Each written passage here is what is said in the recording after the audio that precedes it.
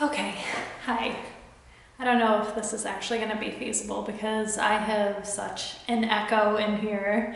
I have kept fantasizing about adding pictures to the wall, which I can do, but I also just want to like cozyfy, nookify it, and have like a cozy rug and some nice armchairs and like, I don't know, make it a little bit more vibey in here. But obviously with the line of work I am in, that poses a fire threat. So I'm wondering if there's ways, I don't know, like get some rubber rugs or something that's fire retardant that can still make it feel like a little bit more homey. But yeah, the echo in here is pretty strong, so this recording might be shit.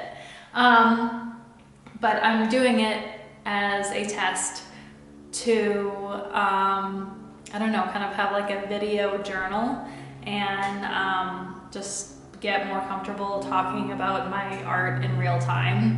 I spend so much time thinking about it and writing about it and sketching it, but actually vocalizing it is a completely different thing. So this is the piece I'm working on now.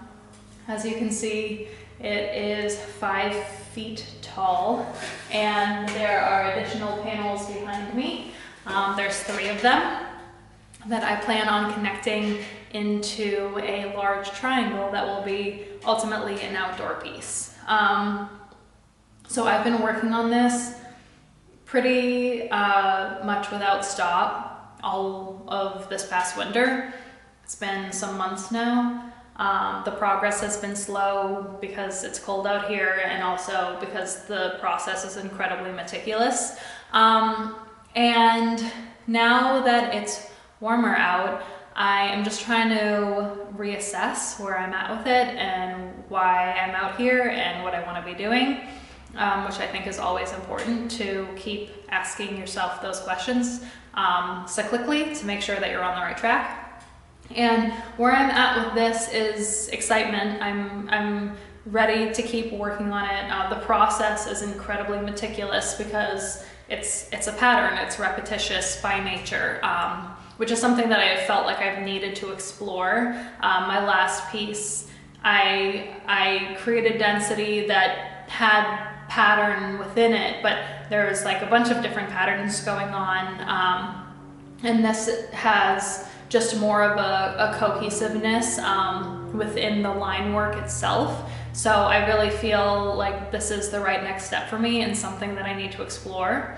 At the same time, I don't want to feel rushed. There's some shows that have an April, early to mid-April deadline on it, and I'm like, okay, I need to finish this piece in time, or like get it close enough to submit by then, even if it's not completely done, so that I can wrap it up and hopefully get accepted into those shows and then like show it late summer.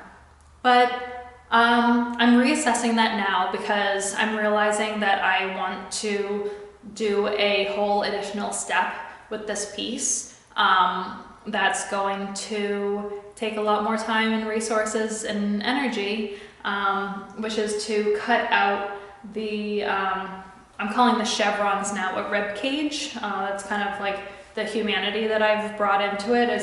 I actually was dreaming and I woke up in the morning and was like, it's a rib cage. And I think I always try to find ways to like relate it back to either the individual or the collective in some ways with all of my vessels since I've started working with metal.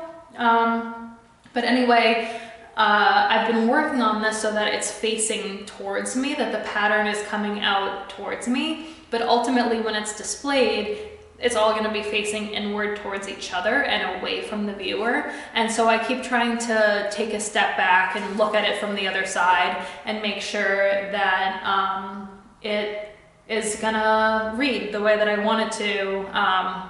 I've never like built something and then displayed it completely different than how it was built, and the pattern being towards me versus away is one, and the other thing is that these panels are going to be connected. So it's really 3 separate sculptures that are coming together into one, which is also a different way of working.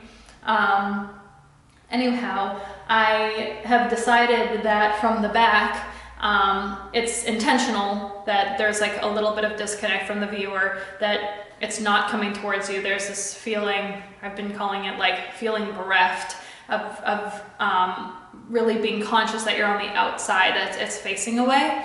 But I don't want it to be to the point that there isn't an access point.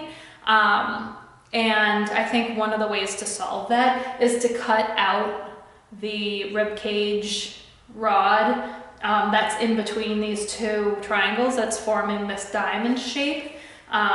Will create these little windows that will allow the viewer in more, but that means that there is, I guess I've done the math, 108 sections that I will need to cut out. So that is going to totally change my timeline on this, and I'm doing all this work to make this large scale sculpture, and I've decided that these shows and these deadlines that I've put on myself are not a good enough reason to not take this piece as far as I feel like I need to take it. You know, another way that I could do it is have this idea and be like, okay, I want to hit these certain deadlines, I'll apply this to my next piece, but my next piece isn't going to be anything like this. And with this, I don't feel like it's worth, you know, saving something for some other project or like getting it to good enough. Like, I really want to see this through so that I can look at it and selfishly feel happy about it. And if it's a move that might tell a stronger story or engage the viewer that much more, I think that it's worthwhile. So that's where I'm at now. I'm in here today, and I might not even work on this. That's the other thing I've been thinking about, is like how to introduce more play, not take myself so seriously, which is quite a feat for me. So I might like do another quick little piece. I've been thinking about like flat lays, that like wall hanging pieces. So I might play around with that, but we'll see. Kind of go with the flow.